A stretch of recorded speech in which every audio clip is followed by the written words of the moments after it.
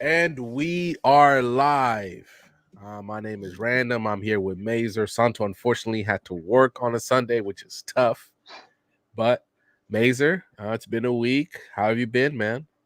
Been good, been busy on the anime. We did the Husbando Wars Mm. earlier this week, and it was hectic. There was a lot of energy, which was great. Just didn't turn out the way I thought it would. Captain Levi of all people won. Yeah, I wanted to call Cap on that. I rewatched it afterwards. I don't Bruh. know how Levi walked away with that. I'd take Well, Lloyd Forger over Levi, all, but that's all just day, me. all day. I had a couple of friends that they told me like they were lurking, but they stopped watching the show after Yami got removed, and I Mm-hmm. was like, bro, y'all are the ones doing the voting. Like, y'all can't be upset when people get voted off if I'm leaving it to you. Exactly. So yeah, we got the best romances in anime coming up. Not this week, but next week, and that's gonna be tough. I've already gotten a lot of good submissions, a lot of older stuff too, which is kind of cool. Mm-hmm. Um, so it'll be really interesting once I put all of that together and get the final top 32 ready to roll out. Like what everybody decides they want, because basically all I do is I just fill in blanks. So if we don't have 32, I'll just come up with something off the top of my head. But if I get 32 from the fans and 32, I'll use everything that they give me. Well, I think Lonnie's doing the same thing. Like he's like, "Hey man, he wanted to do a big slice of life romance one." And he's like, Mm-hmm. "What do you recommend?" I was like, "There's three you gotta have because they love Kaguya-sama, like we both do." Kaguya-sama top. Yep. And then I said, "You need to have Horimiya, Yep. you need to have Toradora, Yes. and you need to have this is one I don't think a lot of people know, Tsukigakure, Yeah, which is I one don't know that one. that one is I'm gonna check it out when you have a chance Okay. because that one is I really like that one a lot as well. But Toradora is like a must. And when I said Toradora to them, they looked at me like, "Huh?" And I was like, "How have you not heard Dude, of Toradora?" Toradora, yeah, it's Tor- up there. Toradora accomplishes in 24 episodes what most slice of life anime with two or more seasons can accomplish. Like there's a reason why people say Toradora may be the greatest romance anime of all time, and all it has It's is one season. it's good. I would throw out there since you were talking about Toradora, made me think of Netflix. Comey Can't Communicate is a I good one. need a season three. Just give it a season Um, three. Netflix, come on, season three. My love story with Yamada at level 999, Exactly. solid, Mm-hmm. solid. I ended up going back and rewatching Tomo-chan as a girl like a season after it came out. It's not Mm-hmm. bad. No, it's, Um, it's it's pretty good. the first episode or two, like it just didn't like hook me in, so I ended up dropping it. But I went Mm-hmm. back and I actually watched it, and it was good. Um, if you want to throw some tragedy in there, take out the last like 3 episodes, put Darling and the Franks in there, and then just take those last 3 episodes where the aliens show up out. That's true. I would do Your Lie in April. Oh, Your Lie in April. yes. Violent Evergarden 2. See, Violet Evergarden's another one I haven't gotten to, and everybody speaks hype on it. Watch the And actual show. Don't watch the well, I know movies. there's a bunch of movies. Like, there's like, if you go and search up Violet Evergarden, like 4 or 5 things pop up, and I'm just like, Watch I don't. watch the show first before you watch any of the movies. It's sort of like Fate. I'm like, where do I even start? I always start with the show, and whenever I tell anybody, just start with the show, and then we can go with the movies after that. Because I think I remember the first one for sure. It's just a recap of the show in a Yeah. movie format, and I'm like, just watch the show, you'll be fine. Like, if there's not a top 32, there's a part of me that wants to spoil, but then I can't do it Mhm. because there's a show where it's not even, they don't even show the romance necessarily. It's more implied, but the end basically gives you the answer, but you don't actually ever see the romance. It's just kind of implied, and then at the end of the show, or at the end of the manga, I should say, you get I guess like the after what happened sort of thing. But I can't do it because we're not there in the anime, and I'm like, I don't want to ruin it for nobody. And I mean, it's like, just kind of tough. It's just kind of tough. yeah. But other than that, been watching a lot of anime. A lot of good stuff came out this week. Windbreakers was great episode this week. Like Mhm. it really kind of like has me like hooked in now. So I've never watched 86, so I has started that. I'm on episode 6 of that, and I'm loving it so far. Yeah. Um, been a lot of good stuff. Obviously slime, I will say this about, hold on, Sukamichi. real quick to stop you on slime. Look, I love slime, but a whole episode of exposition is crazy.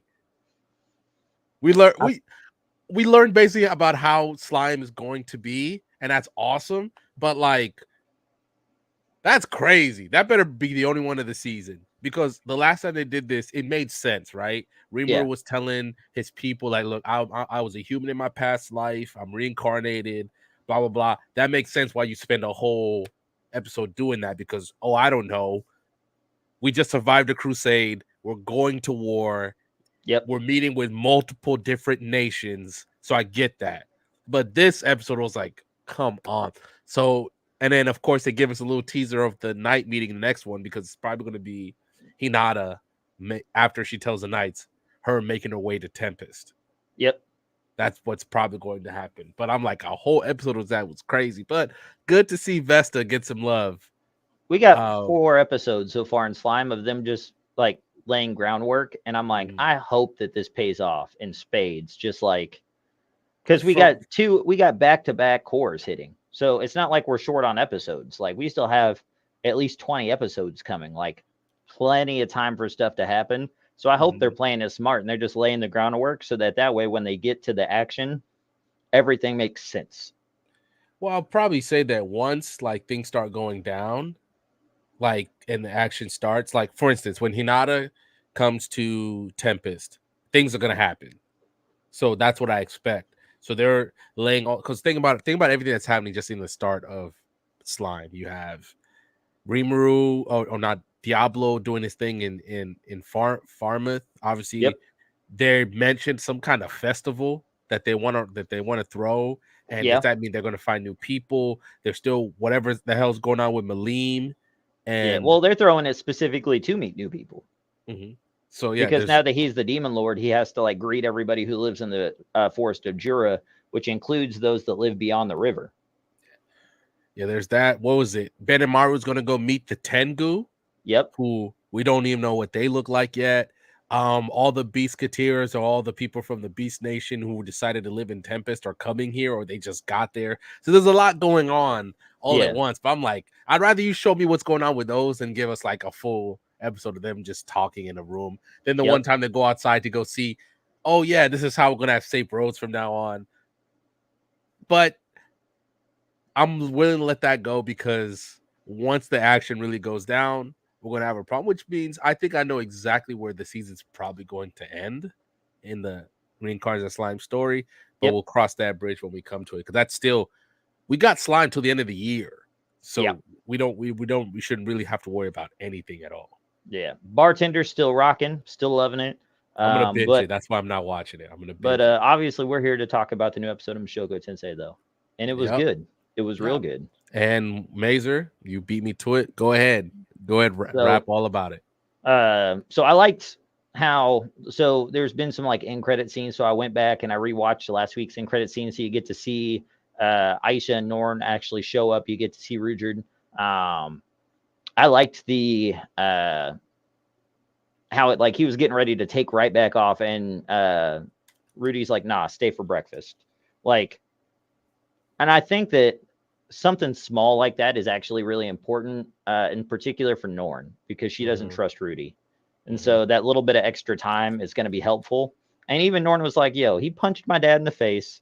He's with a different woman than the last time I saw him. Like, dude's trash. And Ruger tried to kind of cover for me. He's like, look, he's not faithless because if I'm not mistaken, the last time was when he was with he wasn't with Sarah and that party, was he? He had already moved on. Yeah. So, well, you talking about the last time Rui Jerd saw Rudy? No, the last time Rudy saw his dad and No, his sisters. no, he was not with Sarah. Yeah.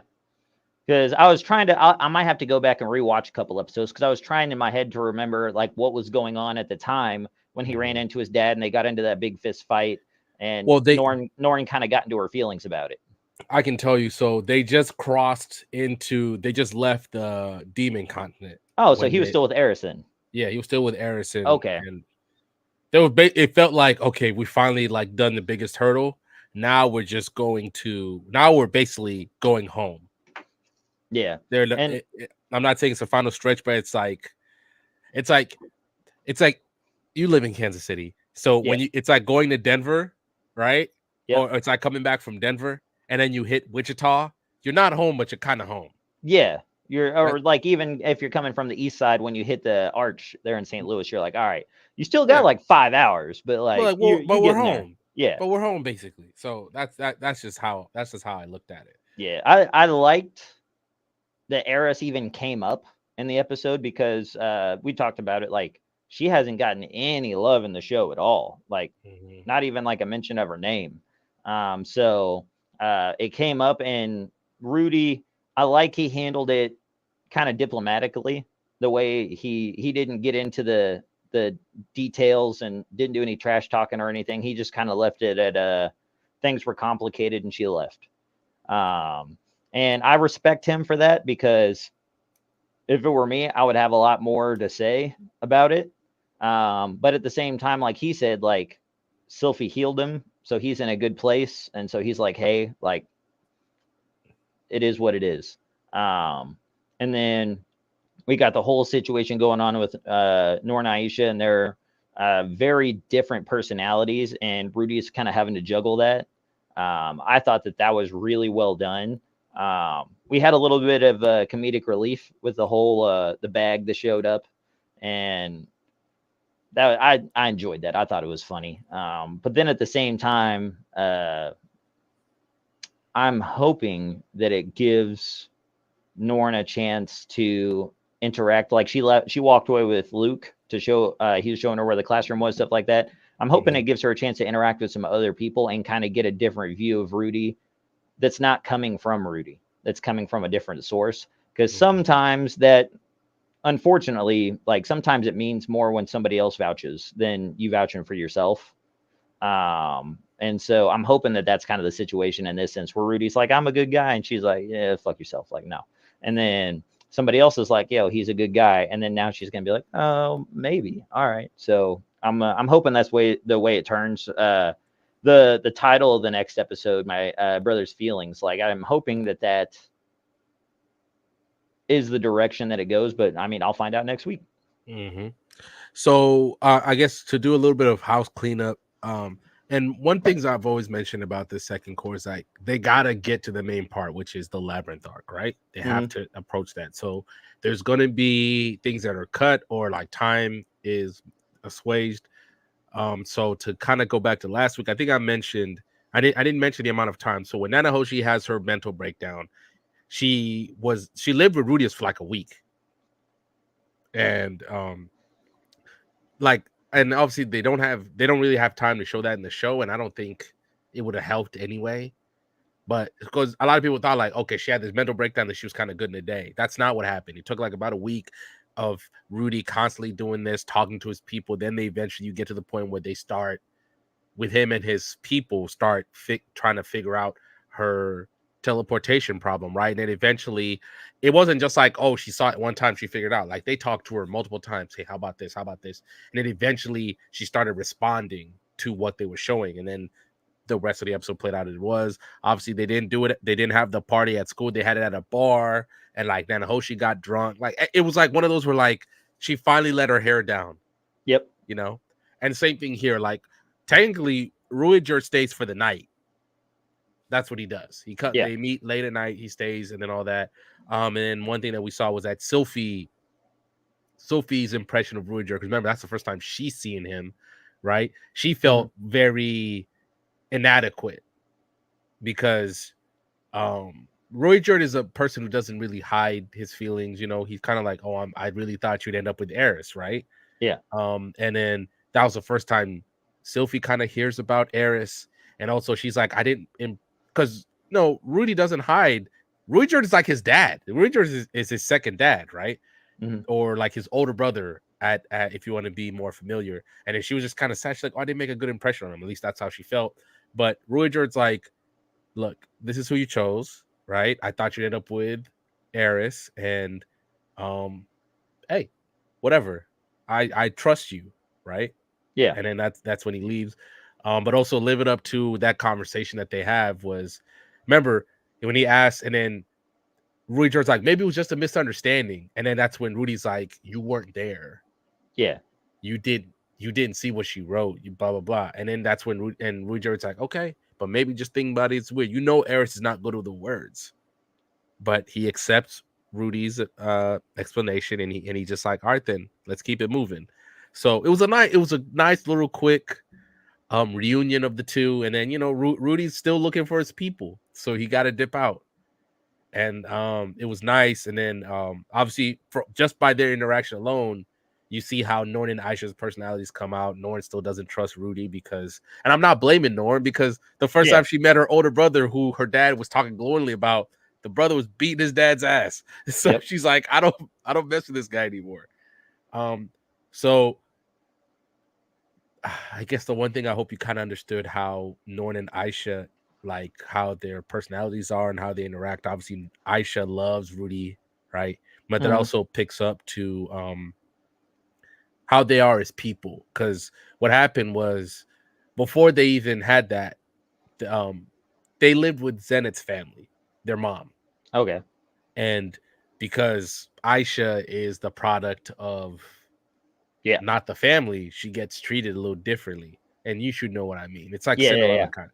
So Aisha is naturally like, she's very smart, right? She was able to figure out who Rudy was pretty quickly, even though she never met the guy before when they Yeah. first meet up in season 1. And she's very smart, and Norn takes a little bit longer to pick things up. And that really affected their relationship with Zenith's mom, their grandmother, right? And Mm-hmm. how Zenith's or their grandmother was pushing Norn because she's the direct lineage to be better, but Aisha just picking up all this stuff, and that would piss the grandma off because Aisha's like the second family. Why is she Yeah. able to figure this out and you can't figure it out, right? So there's always a little dichotomy between Aisha and Norn, especially when Aisha is like, you're not working as hard as you could, but she's only saying that because she can naturally figure it out. Yeah. It's like And if Pat, Rudy yeah, goes to go ahead. bat for Norn on that. Mhm. And it's like if Patrick Mahomes trying to teach somebody how to play quarterback, it's going to be harder than like the fourth string guy on a team, because that guy, he's not as naturally talented. That's why like all the really great players do not make great coaches, Yeah. right? So it's just kind of the same way, and I enjoyed that dichotomy. But Mazer, who was your MVP of the episode? So that's honestly that's tough. Um,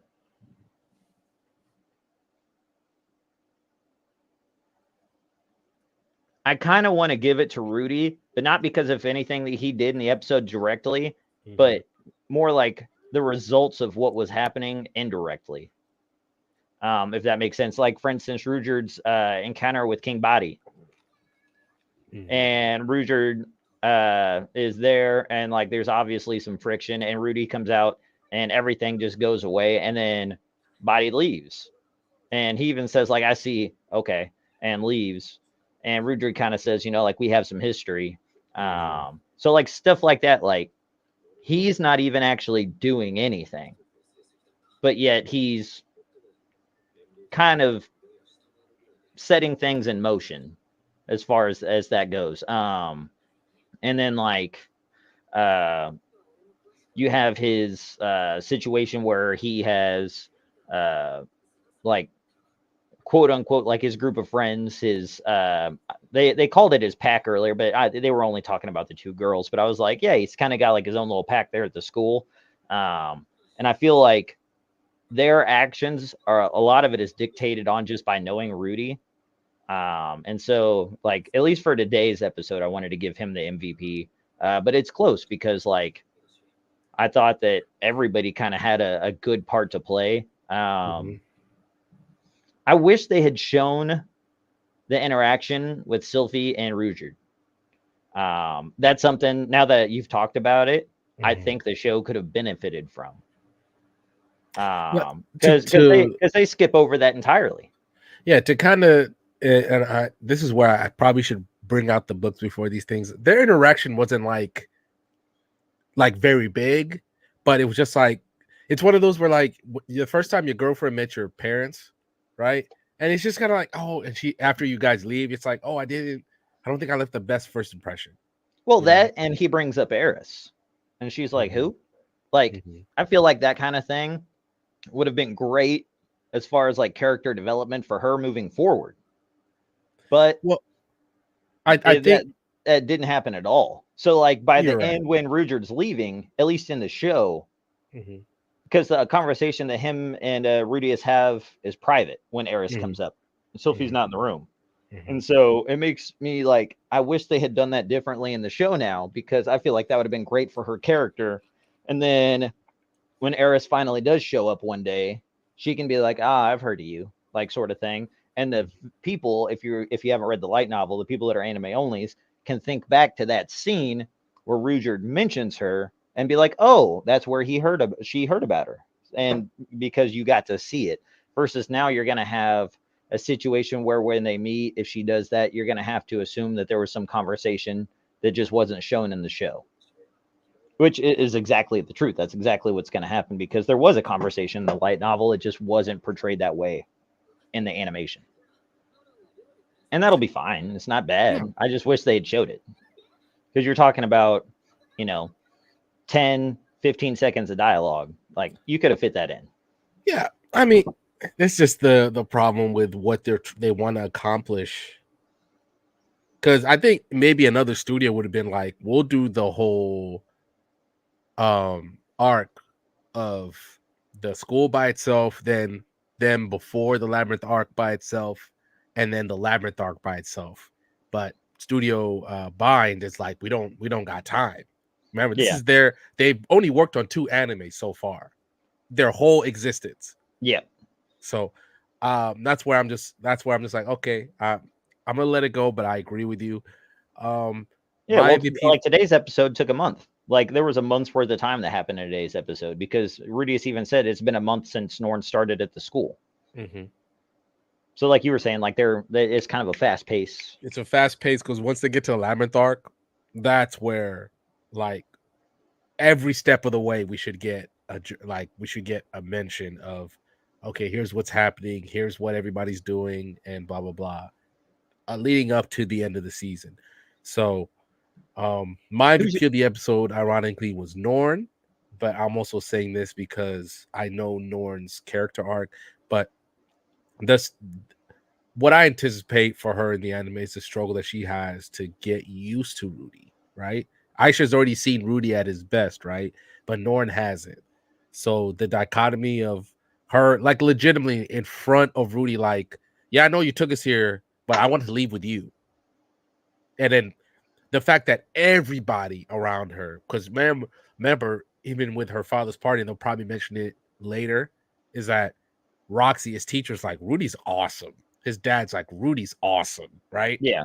Um, Talahan is there, Ginger is there. Well, by the way, you'll probably see uh I'll explain who Ginger is more probably in a later episode.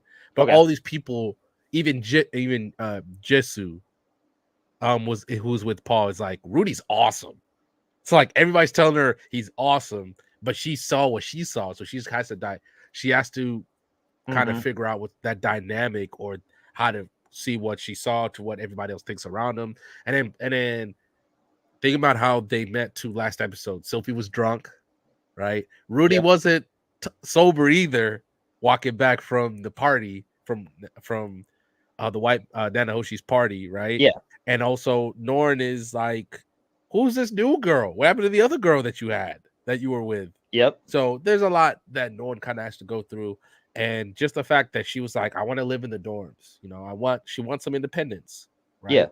And Rudy was able to, like, yeah, okay, let's try this out, and then we'll figure it out I from there. think I think Rudy deserves a lot of credit for that. And we've talked about it multiple times about his character growth from the start Mhm. and to where he is now. Because you have that internal monologue where he's talking about, like, it'll help her with this, it'll do this, blah, blah, blah, XYZ. Yeah, okay, you can live in the dorms. That's fine. He still gives her some conditions like coming back to the house once every 10 days, stuff like that. And then you have Aisha freaking out because she thinks that she's a lesser sister to Rudy because she's a half sister. And Rudy handles it super well. Like, even gets down on his knees where he's at like her level and is like, I don't see you as a half sister. Like really comforting to her, which is nice. Um, and I thought that, again, just for his character development, like, he's come such a long way, and just it's very impressive the way that they've carried everything from season one all the way to where we are now. Yeah, and you even saw in that little thing after they had their tests, Mm-hmm. and Aisha is rightfully worried because she's like, I did everything, I got a perfect score, blah blah blah. Why does she get to live in the dorms? Why does she get off with a warning? Yeah. And then she cries because, like I said, like, no, because she remembers what her grandma said to her, what her mom said to her, and her mom's right. Lily is right because she's just the maid, Yeah. right? But it's like, that's why that interaction between Rudy and her is so important, especially in front of Aisha, Mm-hmm. because also in front of Norn, because Norn, I'll say this: anybody who reads the novel when they first meet Norn, they'll hate Norn, they'll hate her, but then she becomes one of those people as you see her character arc that you're like, I get it, whether Yeah. or not it's miscommunication or misunderstanding, then getting over that, and then eventually come into a place where, like, Norn over the course of the story will be very vital. Like, she'll be very vital, but it takes time to get there, and you have to see it. So hopefully, I hope, because I'm pretty sure I know what the next episode is going to cover, but I don't want to spoil it, obviously, because I want you to watch it. And then it's probably the next two should be kind of Norn focused, right? And then we should start ramping up toward the Labyrinth arc itself, because once the Labyrinth arc hit, Jacob, you're gonna be sprinting to this studio every week and be like, oh my god. And then that's when, because Lonnie sent me a message on Discord saying, I'll come on when it starts getting chaotic. And I was like, well, I'll see you in a few weeks. Yep. So that's Yeah. where I think all of us should be on here. We'll be like, oh my god, what's Oh, happening? I'm loving the second core so far. Mm-hmm. I think that they're doing a really good job of laying the foundation of allowing the show to grow naturally once the action does start, because you have the framework for Mm-hmm. different scenes and different interactions to come into play, and again, just make sense. Mm-hmm. If Norn makes a certain decision, or if Rudius makes a certain decision, something like that, like, we have the groundwork to where when that happens, we can be like, okay, yeah, I get it, makes sense, good to go. And it's taking away any confusion, and I think they're doing a really, really, really good job of that. So let's talk about, so I guess now the dichotomy of Rudy is now going to be going to school with his little sister, technically, right? Yep. And then let's talk about how you see that kind of playing out. And also, you kind of did mention next episode. What did you feel about that episode title, My Brother's Feelings? So the dichotomy there with him going to school with his sisters, I think, is going to be interesting. I think that the comedic relief that happened in today's episode with the Beast Girls and what they did couldn't have been in a worse time. Because Norn's going to school there and she don't like Rudy.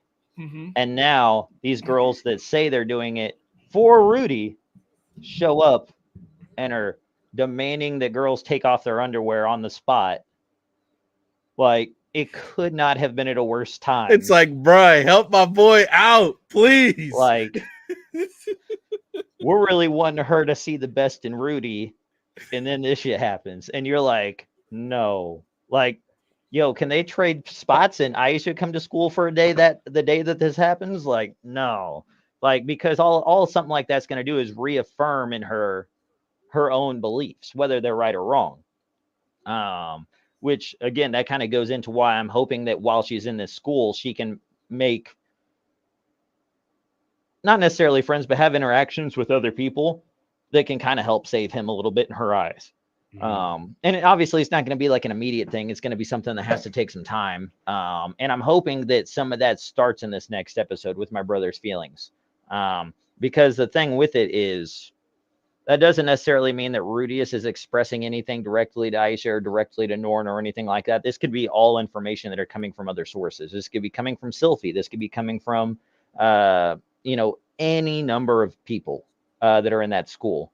And so it'll be really interesting to see kind of what plays out in the next episode. I know everything's obviously fast forwarded quite a bit. I don't expect her to necessarily forgive and be Team Rudy like after the episode, but I'm hoping that there's at least a scene that causes her to pause a little bit and maybe just kind of reconsider her stance.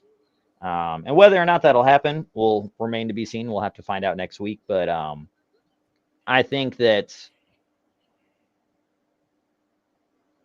yeah, I'm stuck on like, it couldn't have happened at a worse time. Like after, like while I was watching the show and after the episode ended, I was just like, really, y'all couldn't have done this. So yeah, woof, that was just poorly timed, but at the same time, like I said, like it was comedic relief, so it was nice. But like when you talk about like their relationship, like it couldn't have been worse. And even one of the things that she said is like, yeah, he is sitting here married to some other girl now, and she's gonna be hearing rumors about Rudy getting all these girls' underwear, and I'm just like, oh no. I did really appreciate Sylphie's face during that interaction where he gets called to the student council. Luke looks kind of mad, and then you see Sylphie just like shocked. And then it's kind of funny because that all happens, and then they're all like, "Oh, so y'all enjoying this wedding bliss or nah?" And Rudy's like, "What have you been telling? Like, what have you been saying?" She's like, "I didn't say anything, I swear." And they're like, "Oh, yeah, no, she ain't said shit. This was a test. We were just seeing." Like, I really enjoyed that interaction also. But Well, oh, go ahead. no. I was gonna say, but I wanted to pass it off to you and see what your thoughts are on their school situation and kind of about next week. Well, okay. Well, I'm excited for technically the next two episodes because I believe they will be Norn focused, but to I guess the one thing we'll talk because we haven't really had a chance to really talk about it in depth was Eris. For the first time, she gets mentioned for real. You know, obviously Yep. she got some things here and there, like for instance, when when Rudy and Sylphie finally consummate, you know, Mm-hmm. at the end of core one, and you see Eris's effects, but they Yeah. don't talk about her. Even like that blue-haired girl you meet when he fights Beta Gotti in the middle of core one, that blue-haired girl's important to Eris. They do all these things to kind of showcase Eris, but they never talk about her until now, right? And that's Mm-hmm. why I'm saying she's probably going to get I think she should get a couple OVAs after the season to kind of so we see what she's been doing. But if she does it, I hope she at least gets an episode or something like that because she deserves it, right? Mm-hmm. She's still vitally important to the story because even though God, we haven't seen her at all. Rudy Well, this had been. is like I said. This is the first time her name has come up. Mm-hmm, Her presence has been there. The effect of her has mm-hmm, been there. They have not mentioned her name until today's episode. mm-hmm. So, I think it's just kind of a way for Ruiger to kind of assuage Rudy or assuage his feelings about Eris. Like, hey, are you sure that's exactly what she meant? You know, he's like, she was never good with her words. And then Rudy's like, well, if I ever see her again, we'll have a conversation. Because before, I don't think if they have this conversation, Rudy will ever talk to her. Mm-mm. And like, if they ever see each other again, he's like, nah, I'm good. I got He's my gonna wife. he's We gonna chilling. see her and have another one of those Nanahoshi panic attacks. She ruined that boy. She ruined him with like Years. what for years. Plural. She gave him ED and he was a child. Yeah, like So I'm like if Sylvia's gonna turn around and swing on anybody the way she did on Nana Hoshi in the room when she found out that Nana Hoshi was part of the blip, like I could see that happen to Eris. And Sylvie being like, "Oh, you're the mother." So You a god sword? Get that bitch out. We fighting. So I think it was just nice to finally get her name to be mentioned in this episode, because all the anime onlys are like, what happened to Eris? What was this? What is that? Because every time I'm in the Mushoku Tensei Discord, those questions are always being asked. Blah blah And blah. That, and I think since the show's is back in the limelight again and it's getting a lot more popularity, there's also the bigger questions being asked about Mushoku in terms of Rudy as a main character, his past life, blah blah blah. And at this point, I just see people like myself. We just like, hey, if you don't like, you don't like it, right?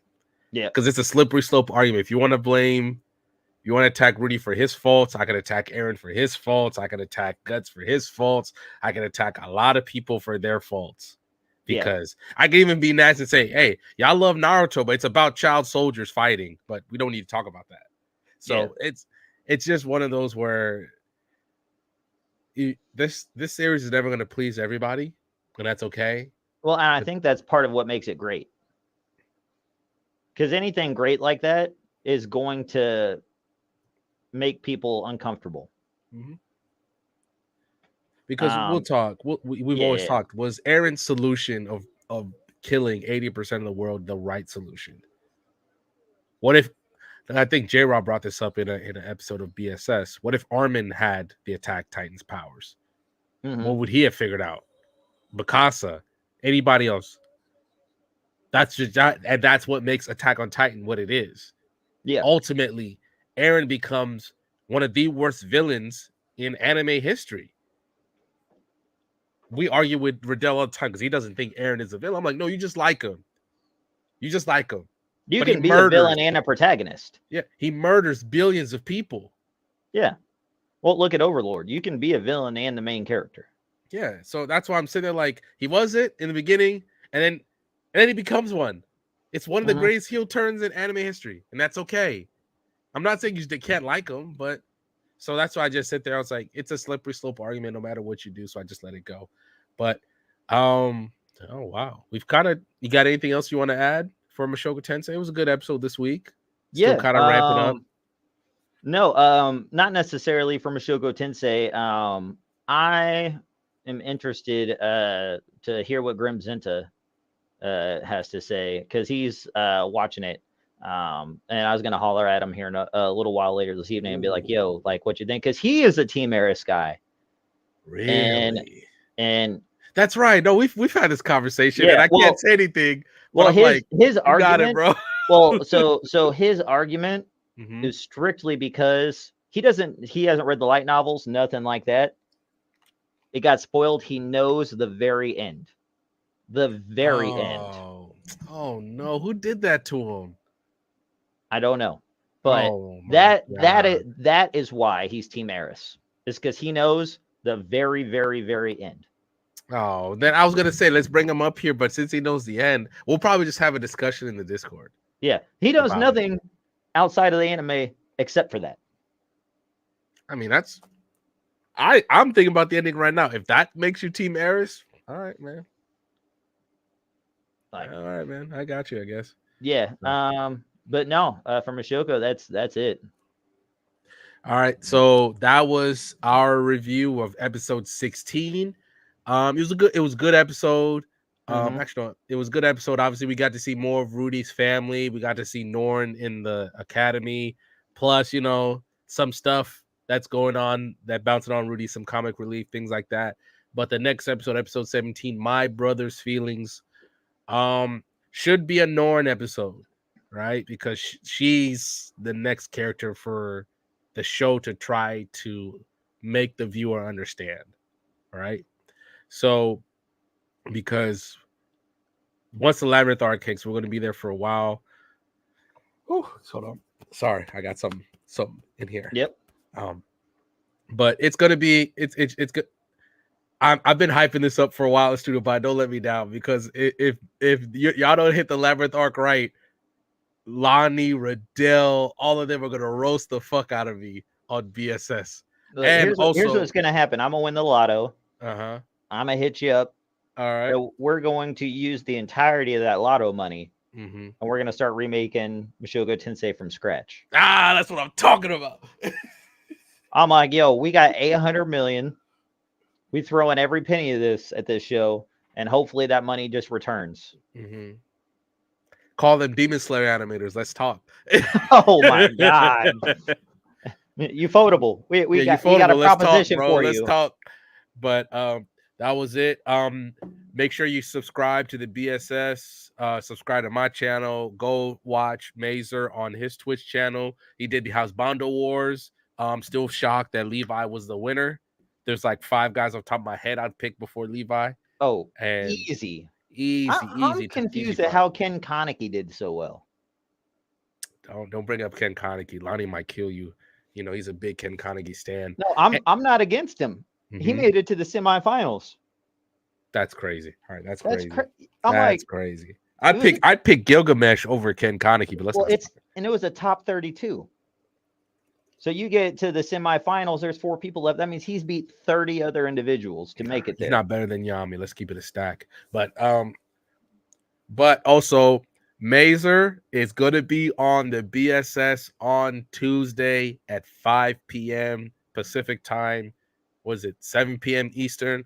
7 p.m. Central. Yep. To talk. We're going to be talking about the best animation in anime. We're going to be talking shows. We might be talking fights. Ty is looking for you also as well, Mazer, because he got to ask you questions about the show you made him watch. Oh my god, nope. Yo, I'm about to delete all my social media. Yeah, he's been looking for you. So he's excited to meet you on Tuesday. But I've been trying to get you on for a little while, so we're finally gonna have the conversation. And that's it. We'll see you guys. I'm excited. Next week. I got a list of shows that I'm bringing up. Bring them. If anything, I'll see if I can get you in contact with Riddell because he's making a bracket right now. Okay. And we can bring them up. If not, even if they're not on the bracket, we'll probably end up just talking about them anyway. So yeah. I'm really excited for next episode. Yo, and then Ty, if you go back and watch this, just to be fair, I ain't seen the show. Oh, okay. I'll let Ty know right now because he legitimately thinks you've seen the show. No, I know what it's about, which is why I didn't watch the show. I got you. Okay, I'm gonna text him right now. I'm like, bruh, like, I know what the show's about, but that's the extent of it. Okay, I got you. But thank you so much, Mazer. Thank you for having me. Yeah, no, anytime. I'll see you guys next week, and hopefully this time with Santo, Lonnie, probably a few more. Once the 11th arc starts, I'll let. I'm like, get on, come on, please. Yep. So we'll see you guys next week. Bye, guys. Later. There we go. I'm excited for next week.